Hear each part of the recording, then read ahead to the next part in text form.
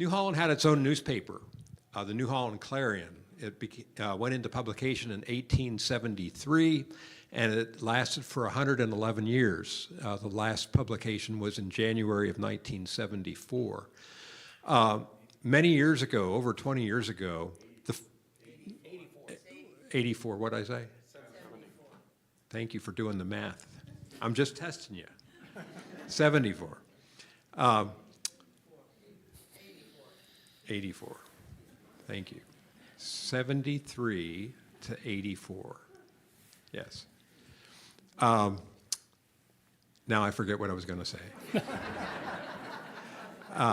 Anyway, the New Holland Clarion documented just about everything that ever happened in New Holland. So it's a huge resource for us for information about life in the community and the surrounding area.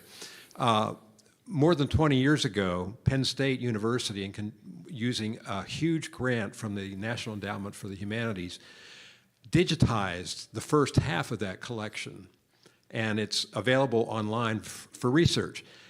They didn't do the second half because it wasn't historical enough at that time. Well, now it's historical enough, and this morning we sent 33 volumes of the New Holland Clarion to a company in Bethlehem, Pennsylvania, that's going to digitize that section, and then we have to upload it to the internet so that we can do research on it from our homes. So it's a huge step forward. This is a very expensive process. If you're interested in this and you would like to help us financially, please let us know. We would love to hear from you. We are very glad that we can preserve this part of New Holland's history. Thank you.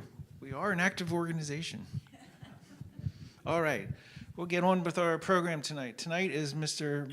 Benton Weber. He is a historian extraordinaire, and he's going to talk to us about Lafayette's last visit. Thanks very much. Good evening, everyone. I'll try and keep the years straight. Wait, I don't need this, do I? I don't. Yep, I got this one. So, all right. We're good, everybody? Okay, great. I'll try and keep my years straight. Please be kind to me. I might be as young as some of your sons, I think. So please think of me as a son. If I look familiar, it's because I've been here twice before. And you have the wrestler mill coming up next. Is that Don Kautz who's doing that presentation? Jim Landis, okay. Well, Don's very heavily involved in the wrestler mill. Don Kautz and I were here a long time ago, maybe 8 years ago, and we were talking about the Conestoga navigation system. Remember, they built those dams and locks on the Conestoga so that boats could go up and down from the city of Lancaster to the Susquehanna River. And then I came back again. Fool me once, shame on you. Fool me twice, shame on you. So you had me back again and to talk about the Lincoln Highway and the marker posts. If you recall, there were 40 of those all along the way from Gap to Columbia here in the county. So I'm back one more time, and this time is going to be talking about Lafayette, the Marquis de Lafayette in Lancaster. Now, I don't think there's anyone here who's under 40 years old. Is that a safe bet? Is there anyone? It seems to be a cutoff among all the people I talk to about Lafayette. Right around 40 years of age, people have absolutely no idea who Lafayette was. I'm not sure why he got dropped from all the textbooks, but certainly it's a phenomenon that's sort of shocking to me. We have the projector on? Maybe you just need me to press this magic button or that magic button. How are we doing with the projector? The system's rebooting, okay. All right, so let me just touch base a couple things about Lafayette. Y'all are familiar with Lafayette being a Revolutionary War figure. And if you don't know, you need to understand that if we did not have Lafayette involved in the Revolutionary War, we would not have a country. We'd be still eating bangers and mash and sipping tea and crumpets. We would still be part of the British monarchy.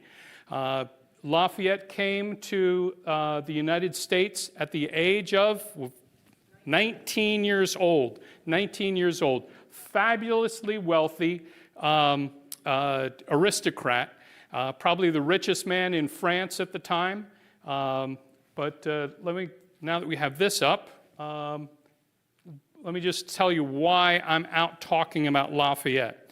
Because in July, this coming July, 2025, there is a reenactment of his farewell tour. So Lafayette came back to America, and I'll touch base on that in a moment. He came back to America, had been invited by James Monroe and the United States Congress to tour all of his old battlefields. All of his meets many of his friends. He came for 3 months on America's dime, if you will, and he was supposed to stay 3 months. He stayed for 13. He traveled 6,000 miles, and that wasn't by car. Remember, this is 1824, 1825. So that's horse, carriage, boat, walking. Those were the modes of transportation. 6,000 miles over 13 months. By that point, he was 67 years old. I'm only 64. I'm starting to feel the climbing up the stairs. I can't imagine what it would be to travel 6,000 miles in 13 months by horse and carriage. But we have a reenactment of that event that's occurring in July of this year, and there are a team of reenactors who are going around in costume as Lafayette on every single day, every single place that he visited in 1824, 1825. There's this massive celebration that's going on. Every city is doing their own thing. And here in Lancaster County, he spent 3 days in July of 1825, and we have a reenactor coming who's going to be following in the footsteps. So what I'm going to be talking about is what were the things that Lafayette did, and how are we going to be reenacting? Now, I've placed strategically at both exits a little flyer that I'd like you to be sure to take along with you, unless you've memorized everything this evening that I've said. But this flyer gives the basic dates, some of the basic information about the events, and most importantly, it has the website, which is Lafayette200pa.org. So that's where you go to register for some of these things. Some of the events are already sold out, so if you see something that interests you, register as soon as you can. There are some waiting lists. So we're doing these online and in-person educational presentations to get the word out, because getting the word out is very different now than it was 100 years ago. Social media and print media, it's all changing. So this has been my vision, is to go out and meet with people and tell them what we're planning on doing. So the farewell tour, as I said, was something very, very significant. As we mentioned, Lafayette came to the United States. He wanted to be involved in the American Revolution. He literally paid a lot of money to donate it to become a major general. And he became, fortunately, fast friends with George Washington, Alexander Hamilton, a lot of the other founding fathers. But he did not stay as a founding father. He held no political office. At the end of the Revolutionary War, he went back to France and got involved in another revolution. But he was instrumental in providing funds to equip the Revolutionary Army. He was instrumental in getting the French government to become involved. And if you recall, the French Navy came in and blockaded Cornwallis at Yorktown, thus leading to the surrender of the British forces here in what became the United States. So we would not have won without Lafayette. Are we adjusting lights? Okay, are all set. And I like to, some people call him a rock star. I don't really like that, but I do like this example of the fame of and the height of his celebrity when the Capitol building was built. And this is the House of Representatives where the State of the Union is held. You see the main dais, and then you see on the left-hand side, there's a full-length, well, larger-than-life portrait, if you will, of George Washington. Same size, same idea. On the left-hand side, that's the Marquis de Lafayette. He was held at the same level of honor. And then for many, many years, people thought so highly of Lafayette. If you look at all the things, geographic places that have been named after the founding fathers, Lafayette ranks number 5. You've got Washington, Jefferson, Adams, Franklin, all these very famous names. Lafayette's number 5, and he never really was a citizen here. But he did just phenomenal things for our country. So the farewell tour. As I said, he was invited here by James Monroe in 1825 during a time of turmoil for the United States. We have that still today, don't we? And he was invited not only by the president, but also by the United States Congress, who authorized the invitation, authorized the sending of a boat to pick him up and bring him here and to allow him to travel around. He traveled, as I said, to each of the American states at the time. There were 24 of them. He covered more than 6,000 miles, and he was accompanied by his son, who was named after the late first president. His name was George Washington de Lafayette. And over 13 months, he visited battlefields, various cities and towns and villages that he did indeed go to or that he was invited to go to, and then also tried to make relations with a lot of prominent citizens. James Monroe's idea was to build in the spirit of 1776 into the nation again. It was a time of lacking of civic pride, and this was coming up on the 50th anniversary of the Declaration of Independence. At the end of the tour, it was John Quincy Adams who was the president, and he authorized the use of the American warship Susquehanna to return him home. They changed the name to Brandywine, to the frigate. They changed the name because that was the battlefield where Lafayette was so famously injured in the leg. So specifically what happened during the time that he was here in Lancaster for the farewell tour. He comes from Chester County, and this is July 27th. Now, I haven't been able to figure out what the weather was at the time, but if it's going to be sticky and, it might be not quite as pleasant. But in July of 1825, he crosses the Chester County line into Lancaster on what was called then the Philadelphia to Lancaster Turnpike. We call it today either the Lincoln Highway or Route 30. Now, I have this really cool map from 1824, which ironically is the same year that Lafayette arrived in the United States, 1824. This is a phenomenal map by Joshua Scott. Unfortunately, it doesn't look anything like Lancaster County until you do this, right?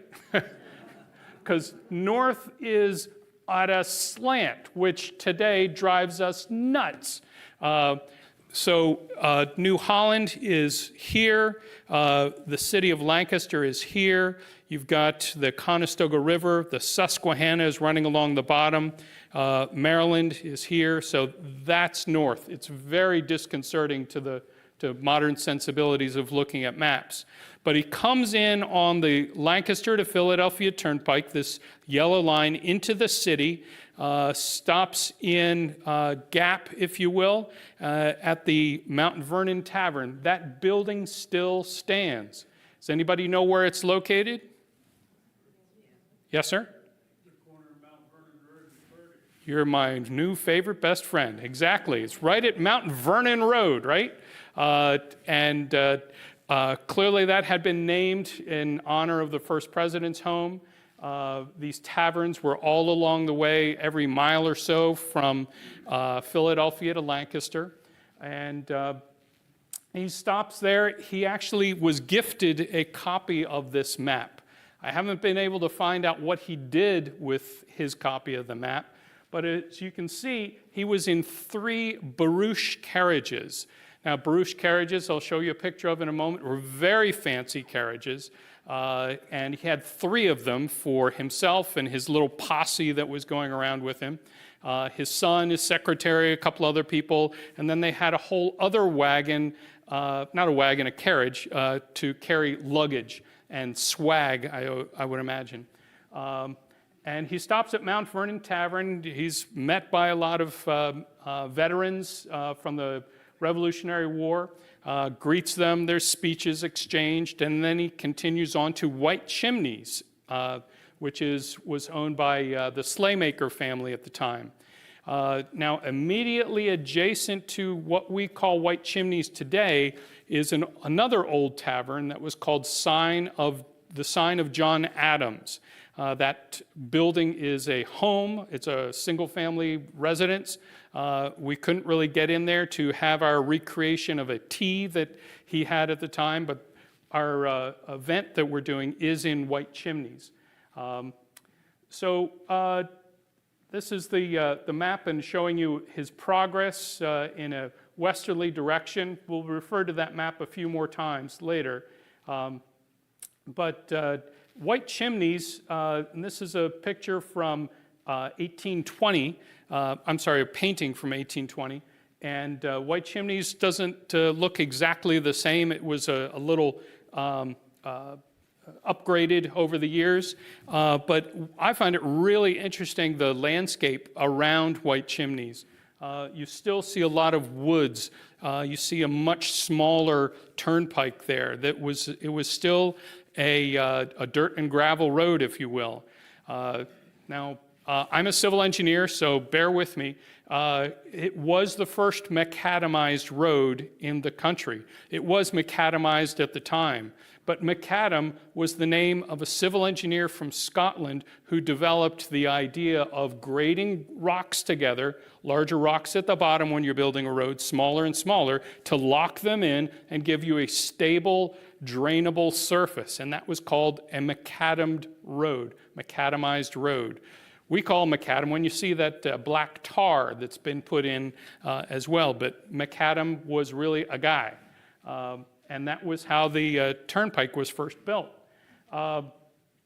The inside of White Chimneys is lovely. It's an event venue right now, and we're going to be having a tea there that the reenactor will appear, and there'll be refreshments, and I'm sure a few photos will be taken. So that should be a lot of fun, but really where he stopped and got his refreshments was at the Sign of John Adams, which is just along the way, and there we go. That's the barouche. That is literally one of the barouche carriages that Lafayette traveled around in. It was saved and then preserved by the U.S. government and is in the Studebaker Museum out in Indiana if you wanted to go visit. So it's just phenomenal that is still around. And he had 3 of them, each drawn by a team of 4 horses. So he continued on, and his next stop after White Chimneys was in Paradise, the village of Paradise. Has anybody ever driven on Route 30 through Paradise and noticed the Clark Mechanical sign? And if you ever seen this weird-looking, what happened to my stone? My stone was supposed to pop up. There it is. There it is. So right there in front of the Clark Mechanical sign, there's this weird-looking stone, and that's an upping stone that that's the one that Lafayette used to get in and out of his carriage when he stopped in Paradise, or so the story goes. He didn't sign it with a Sharpie, but that's the urban legend that's been passed on. So he stops in Paradise, and then his next destination was called Groves Field. Now, this is in East Lampeter Township. This is an area that was a large gathering place, and it was announced that he was going to be stopping there. And at Groves Field, I don't know if it's written up in any of the New Holland historical documents, but in Groves Field, there were 5,000 Lancaster County citizens who showed up. 5,000 was 10% of the population of the county at the time. This was a really big deal, and nobody wanted to miss it. So, trying to get to the next slide. Here we go. Oddly enough, the park is called Lafayette Tower Park. So that's what Groves Field ultimately became in the modern landscape. There's a water tower. There's a fire department right next to it. Anyone want to take a guess at the name of the fire department? Lafayette Fire Department. It gets kind of boring, doesn't it, once you start to connect the dots? But the area is this large area here. I'm going to see if I can get the red dot to work. Maybe not. Well, you see the large black area there? That's Groves Field, and you can see Route 30, Lincoln Highway, is the band, the roadway at the bottom, and then 340 is the old Lincoln Highway, or the old Philadelphia Pike, and that's Route 340 along the northerly edge. That aerial image is from 1940. In 1934, there was a commemoration of this that the Lancaster County Historical Society put up, and that stone remains there today, the plaque. And there was a big turnout, quite the affair, and that was in 1934, which was the 100th anniversary of Lafayette's death. Today, Groves Field is primarily a large apartment condominium complex called Rosewood Terrace. You know, you'd think they could use Lafayette's name again, but anyway. But as I said, that stone marker still stands along Route 340. I'm sure it's very rarely read, but it is there. He then leaves the Groves Field gathering and enters the city, and he parades throughout the city until 7 p.m. Now, what's really, I think, fascinating, again, as a civil engineer, looking at the city, its layout, the blue lines indicate the path that he took. And I was able to find an announcement in the newspaper from 1825 where people were told, when the general comes in, he's going to travel on this street, and then this street, and then this, and followed it through, and make sure that all your trash is picked up, all your wagons and animals are out of the way. We want this to look great. If we don't, we're going to come and put you in the clink. So it was definitely an ordinance that they had passed to make sure that the town was looking fantastic. Came in on East King Street in a westerly direction. That's kind of unheard of if you travel through the city because it's one way going the other direction. There was no prison there at the time. Prison hadn't even been built on East King Street. Comes into town. There were 4 floral arches that were on each of those main 4 streets, illuminated with images of Washington and Lafayette. Apparently, that was quite the trend. Many of the cities were building those. At one of our events at Rock Ford, there's a group of volunteers who are literally recreating the floral arch so that you could walk through as Lafayette would have done. He traveled through the center of town, out to Charlotte, up Charlotte, down Orange, to Prince, up Prince, again, unheard of today, went up Prince to James and then came down Queen through the center of town and made this loop back to the Slaymaker Hotel, where he ended up spending both nights at the Slaymaker Hotel. That today is the Blazin' Jay's chicken sandwich place on East King Street. He went to a number of other festivities in the town. He attended a ball at the Masonic Hall. Masonic Hall still stands today on West King Street, just on the other side of the center square. And like I said, he spent that first night at Slaymaker's Pennsylvania Arms Hotel. Now, he's 67 years old. That's all one day. He gets up and he does this again. And remember, he's been doing this for 12 months so far. So it's a year of party, party, party, speech, speech, speech. This guy was incredible, absolutely incredible in terms of his stamina. The next day, I'm sorry, I wanted to show you these pictures of the Masonic Hall.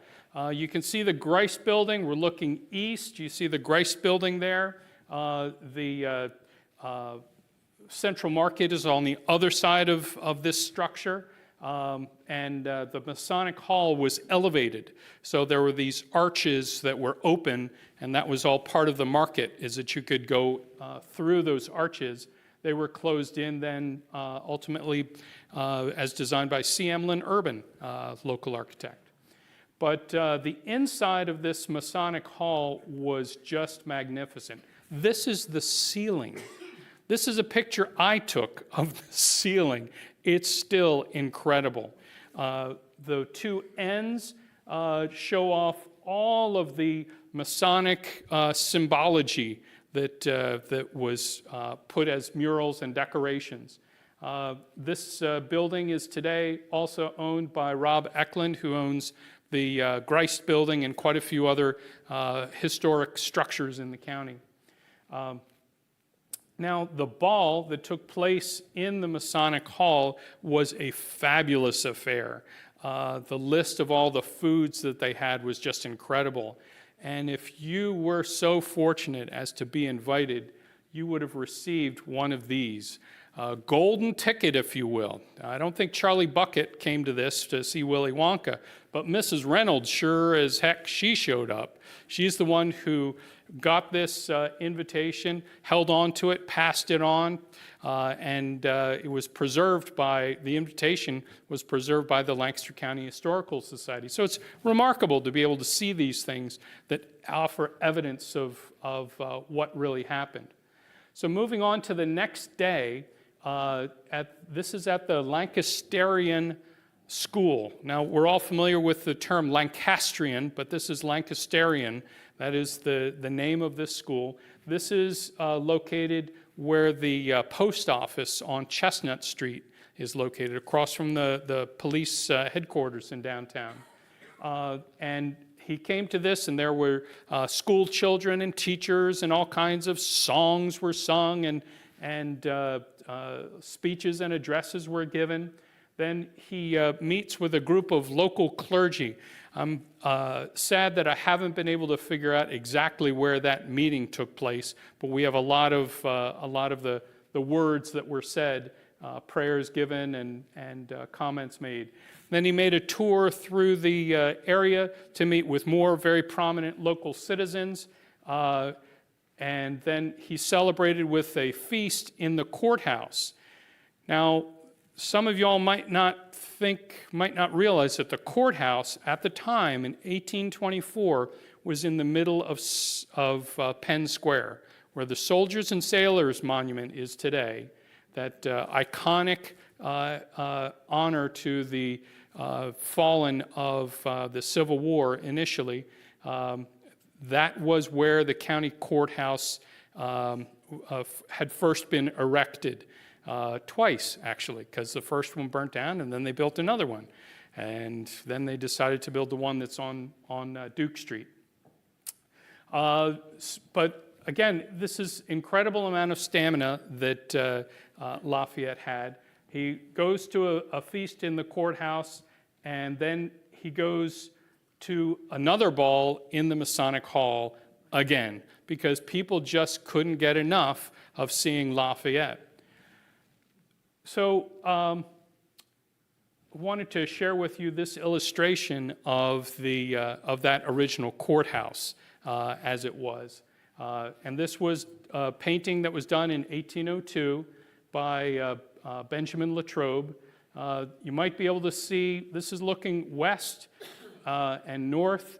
There's no Grice building there in 1802, but the Masonic Hall is peeking out from the background. And 100 years later, you'll see the City Hall, Central Market, still no Grice building, but at that point there had been the Soldiers and Sailors Monument, and the Masonic Hall, like I said, still stands there today.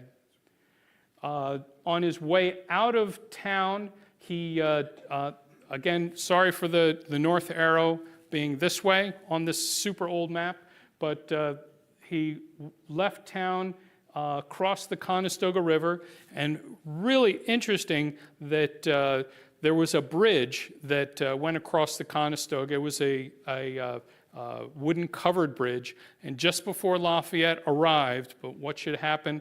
A big flood, and that bridge washed out. Well, he needed to get down to Port Deposit, and so it's fascinating that our city pulled together an ad hoc, if you will, an interim pontoon bridge where they had floating rafts that were all chained together so that Lafayette, his 3 carriages, and all of his posse could leave the city together. And then he made his way down through Chestnut Level, we know for sure, and then made his way to Port Deposit. So at the end of the farewell tour, as I said, he went to Port Deposit, got into a boat and went past Havre de Grace and ended up in Baltimore, went to Jeffersontown, Virginia, went to Mount Vernon to visit the grave of George Washington one last time, and then on September the 6th of 1825, he ends up in Washington, D.C. He meets the new president, John Quincy Adams. He addresses a joint session of Congress. Wouldn't we all like to do that? Well, I think he earned the right, but he ends up celebrating his 68th birthday at a banquet in the White House and leaves for France on September the 8th on the Susquehanna frigate, which had been renamed the USS Brandywine in his honor. So some of our events that we're going to be doing, you'll need to roll back your memory tape a little bit. There are a few events that are taking place in Chester County on the 27th. Then our historic tea at White Chimneys is on Sunday the 27th. But then we're also on that same day, we're going to be getting our money's worth out of the reenactor, by the way. He'll be showing up at the Lafayette Tower Park where that Groves Field troop muster had occurred. There'll be a special presentation at Franklin and Marshall College, and then a bicentennial candlelight dinner and period ball. I'm going to be there. They've asked me to dress up in a costume, but I've deferred. I said, that's just not comfortable with that. This event was sold out, but they're working on building new capacity for more people to show up. So please, if you do have interest in that, please try to sign up. If it doesn't seem to work, send an email and they'll put your name on a waiting list. So that's Sunday the 27th. Then on Monday the 28th, there'll be the event at Historic Rock Ford where the floral arch will be, the reenactor will be, there'll be speeches. There's also going to be an exhibit of a variety of Lafayette-related artifacts and objects that have come from private collections, from Rock Ford collection, and from Lancaster History's collection. So actually that opens in April and runs through October. So if you wanted to go see that anytime at Rock Ford, April through October, you should be able to see it. But we're having a special event with the reenactor on Monday the 28th. Then there's this fantastic musical performance that will be at the Ware Center. And basically, the idea of this is that we're going to be introducing Lafayette to a variety of things that he's familiar with from his life musically, and then things that have happened since then, sort of helping to tell the story of his life, helping to weave in different threads of trends and themes of his life into this extravaganza. It's going to be marvelous. It really is. The closing ceremony and grand send-off is going to be in Pequea. Lafayette did not go there, but he was in the vicinity as he went down. But this is a lovely location, big picnic and bagpipes, so I will not be where bagpipes will be. Anyway, I won't be there, but some people really enjoy bagpipes and guns shooting off. So if that's your cup of tea, please feel free. So then, as I said, there's that exhibit going on in Lafayette, at Rock Ford, April through October. There are 2 walking tours in the city of Lancaster, 2 special Lafayette walking tours that are being scheduled. And then every Monday, January through June, we have these Marquee Monday online presentations that are given. So you could check out our website, Lafayette200pa.org. We have a Facebook page, we have a YouTube channel, so lots of ways to find us. And we're very grateful to not only Rock Ford, the American Friends of Lafayette, but also a lot of my research was funded by the National Endowment for the Humanities. So that was a real honor to be able to participate in that. So grateful for all of the support and things that historians have done over the years. So that's sort of my conclusion. I'll throw it open for questions, and if somebody else knows the answer better, I'm going to let you answer that. So there's some people who know way more about Lafayette than I ever will. But let's throw it open. That golden invitation, and you said Mrs. Reynolds, like John Reynolds? That's my guess. He didn't get killed at Gettysburg until like 40 years later. Right, he wasn't born at the time of 1820. I don't think he was born at 1825. I would think it would be his mother, yes. But I think there was also probably more than one Mrs. Reynolds. When did Edward Hand die? It was before Lafayette came. I don't know the dates, but it was before Lafayette came to on the farewell tour. And when he was in Lancaster, Lafayette visited Edward Hand's daughter, paid respects because they were colleagues, they were friends, and like I said, Lafayette was the last surviving general from the Revolutionary Army. Anything else? All right, great. Well, thank you so much. Hope to see you at some of the events.